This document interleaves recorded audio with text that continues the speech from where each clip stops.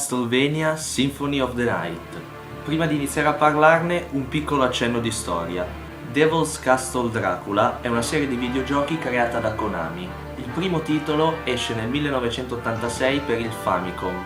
Il Famicom è la versione giapponese del NES. Successivamente viene distribuito anche in Occidente con il nome di Castlevania nel 1987. Il titolo verrà mantenuto poi per tutto il resto della serie, tranne per alcune differenze con alcuni giochi usciti in Giappone. Adesso la serie conta circa una ventina di titoli distribuiti su svariate piattaforme come il NES oppure esclusive giapponesi tipo il PC Engine, la Wii, la PS3, l'Xbox 360, PSP, PS2, PS1, insomma tutte le piattaforme. La trama del gioco è sempre la stessa, si tratta dell'eterna lotta fra bene e male, in particolare di un cacciatore di vampiri della famiglia Belmont e il conte Dracula.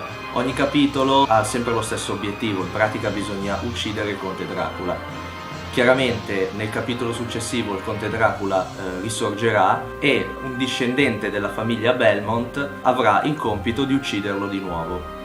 Questa è la timeline della maggior parte dei capitoli di Castlevania. Ce ne sono alcuni in cui si cambiano i personaggi, ma questo non è il fulcro della recensione. Adesso parliamo però del protagonista di questo episodio. Symphony of the Night esce nel 1997 per PlayStation e un anno dopo per Saturn, ma solo in Giappone. Pubblicato e distribuito da Konami, è il sequel diretto di Rondo of Blood, esclusiva giapponese. Symphony of the Night inizia facendoci rigiocare la parte finale di Rondo of Blood, in cui Richter Belmont uccide Dracula, per poi sparire 4 anni dopo. Riappare poi nel 1797 insieme al castello di Dracula, dichiarando di esserne il nuovo padrone. Qui entra in scena il protagonista, Alucard, il figlio di Dracula, schierato però dalla parte dell'umanità. Alucard è proprio Dracula letto al contrario e arriva dal film Il figlio di Dracula del 1943. Il nostro obiettivo è quello di indagare nel castello per capire cosa sia successo a Richter. Symphony of the Night non ha una struttura divisa per livelli. L'immenso castello del conte è esplorabile per intero già dall'inizio del gioco e proprio l'esplorazione gioca un ruolo fondamentale, perché a seconda della percentuale di castello esplorato avremo finali differenti. E ovviamente non posso spoilerare una parte molto importante che serve a completare totalmente il gioco. Va scoperta. In questo capitolo vengono adottati per la prima volta elementi RPG. Uccidendo i nemici si accumulano punti esperienza che serviranno poi per salire di livello, aumentando le statistiche. È presente un inventario dove è possibile equipaggiare 2 armi, oppure uno scudo e un'arma, armatura, elmetto e accessori vari. In giro per il castello si possono trovare delle relic che permettono di sbloccare abilità di Alucard come la trasformazione in pipistrello, lupo o nebbia.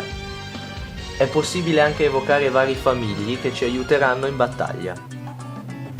Graficamente è un gioco in 2D che utilizza effetti di parallax scrolling per simulare la profondità. I fondali sono molto dettagliati, così come le sprite e le varie animazioni. È considerato uno tra i migliori giochi platform 2D e di certo è tra i migliori titoli nella libreria PlayStation. La colonna sonora è sempre stata la punta di diamante della serie e qui non è da meno, è caratteristica, con brani di vario genere differenti per la maggior parte delle stanze e alcune tracce vi rimarranno impresse nella mente. La stessa cosa si può dire del doppiaggio, ma in negativo, è talmente brutto che ora è diventato un cult. Die, monster! You don't belong in this world. It was not by my hand that I'm once again given flesh. What is a man? A miserable little pile of secrets. But enough talk. Have at you! Io non ho giocato a molti capitoli della serie, ma di certo quello che mi ha divertito e diverte ancora oggi è senz'altro Symphony of the Night. Tralasciando il doppiaggio ridicolo, il resto del gioco fila liscio. È difficile al punto giusto e divertente come solo un vero Castlevania riesce ad esserlo. Noi ci vediamo al prossimo episodio, ciao e buon divertimento!